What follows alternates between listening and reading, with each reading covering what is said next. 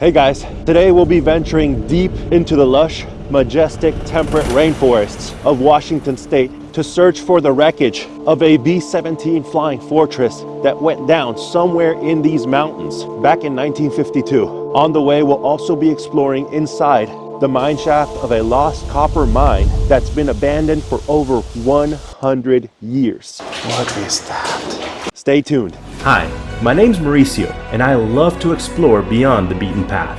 Join me as I travel around the globe to experience the most mysterious, spectacular, and unique hidden gems on the planet. Olympic National Park is renowned for its exceptional ecological diversity, encompassing three very distinct ecosystems: glacier-capped mountains, lush temperate rainforests, and a rugged Pacific coastline. So this unique combination of landscapes, along with its vast wilderness areas like this one, and its rich biodiversity, make it truly a one-of-a-kind destination. However, this is going to be a hike, like I mentioned earlier, that features not only natural beauty, but also American mining and aviation history. The Tubal Cain mine is an abandoned copper mine in the Buckhorn Wilderness, east of Olympic National Park. The mine is named after Tubal Cain, a metalsmith mentioned in the Bible. In 1902, copper was discovered in the Dungeness River drainage. As a matter of fact, the ore was actually said to have both copper and gold. Later that year, the Tubal Cain Copper and Manganese Company, headquartered in Seattle, built a trail and began to mine ore out of the area. In addition, two mining camps were established nearby: Copper City at the bottom of Mount Buckhorn and Toll City located in Toll Canyon. Evidence of these camps, such as metal boilers, wire, a Pelton wheel, and old cabin foundations, are still visible today. A lot of downed trees here.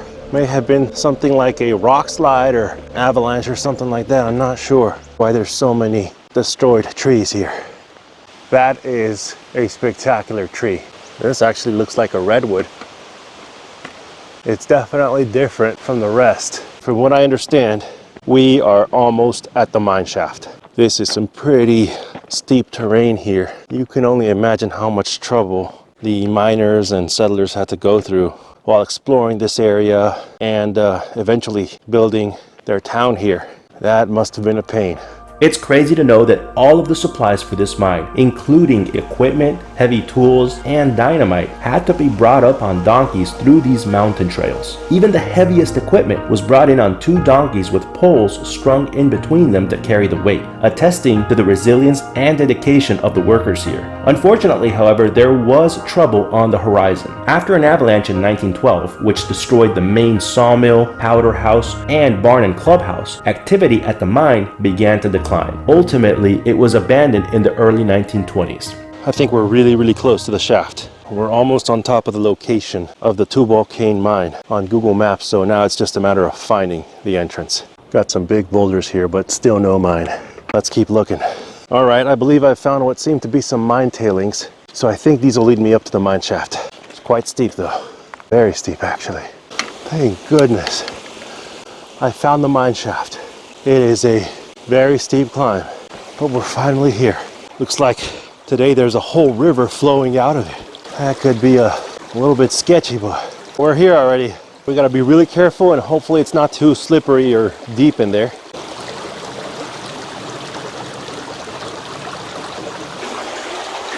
Wow, beautiful.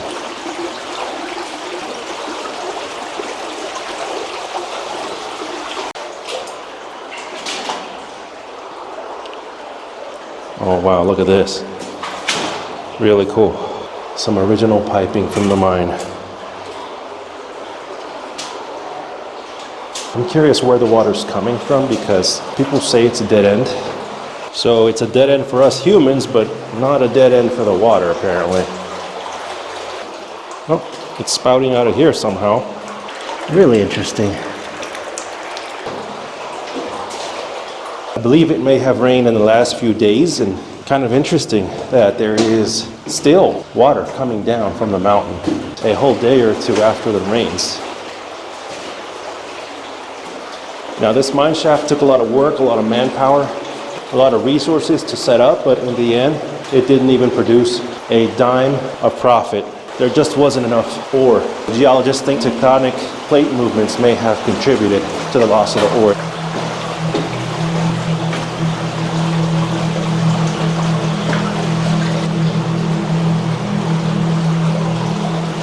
It would definitely be pitch black though, if it weren't for the light.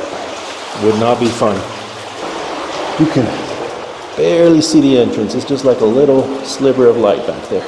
There's some holes where they try to dig for ore. How deep does it go? Feels like we've been going for half a mile or so already.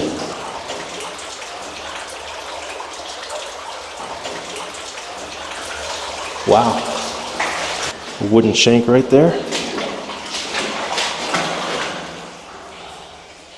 Interesting. I think I see a light over there. You see it? If it's pitch black, you can see it. I think it might lead to the outside or something.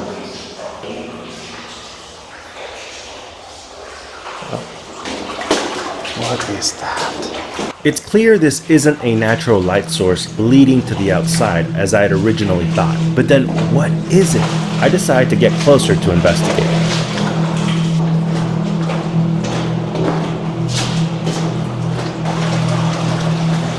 Hey, good morning. I thought I was the only one crazy enough to do this, but apparently not. Oh, but this is my second time, so I'm second over crazy. Ah, okay. Good. Can't complain. Is it far? Definitely gotta go to the end. Okay. Be safe. After the unexpected encounter with another explorer down in the mine, I continue pushing forward, more determined than ever to reach the end of the mine shaft. That's some serious leaks right there. Not sure if that's safe or if that's just normal. I don't know. But we're just gonna get to the end and head right back. Try to avoid hypothermia. Wow. Look at this. That is wild. Got a whole little stream coming through. Insane. Got some old stuff, old equipment from the mine. Really cool. Well, I don't know how deep it goes anymore. It's like pitch black now without the light. Definitely feels like more than half a mile, which is what I had heard. Good Lord. Okay, so now we're finally starting to zigzag a little bit. There's a few winding curves in the mine. Oh, wow. It actually forks. I did not know it forked. Nobody mentioned this. Look at these rods. Not sure what they were, but let me know if anyone here knows. Beautiful. Not sure what they are, but they seem to be original from the mine and therefore historical.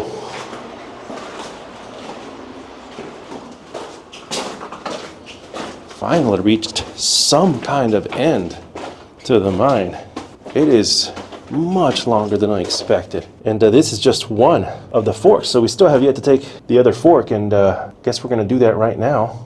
Almost makes me wonder if I'm at the wrong mine. People had said that it was super short and featureless, but I don't know. I really like it. I had done research online, and some previous hikers had reported that this mine was relatively short and featureless. However, nothing could actually be further from the truth. I eventually reached the conclusion that most people who thought they'd entered the Tubal Cain mine had actually unknowingly entered a much shorter mine shaft nearby with far fewer features and relics than this one. This mine shaft, however, still had a few more surprises left under its sleeve. That's the way we came from. That's a little fork we just explored here. And now we're continuing with the main mine shaft. Wow, beautiful. I'm seriously curious what the exact length is of the long mine shaft. And this is wild. We're basically gonna finish checking out this abandoned mine shaft and then go check out that crashed World War II era flying fortress that was lost in the mountains. Have a watch out here. That is cold stuff. Wow. Gotta watch our step here. That is some loud running water. Woo! It's a waterfall. That is wild. Wow. That is deafening.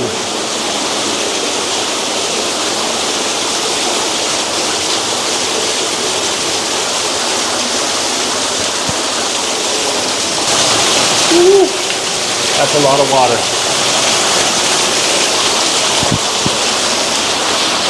Oh God, I am wet. Very wet.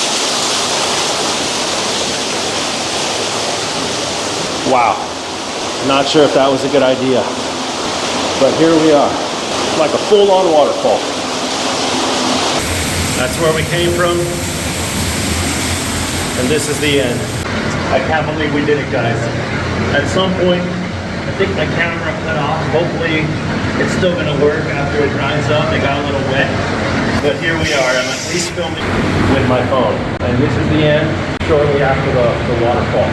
Now let's get out of here before something bad happens. After checking out the lost remains of the Tubal Cain mine, our search for the crashed B-17 airplane wreckage continues. Next time, I'll be taking you on the second half of our incredible journey up these mountains to the final resting place of the lost B-17 flying fortress that went down not far from here back in 1952. You won't want to miss it. Thanks so much for joining me today on this amazing hike back through America's mining history. If you enjoyed the video, please hit those like and subscribe buttons, and I look forward to hopefully seeing you on my next adventure.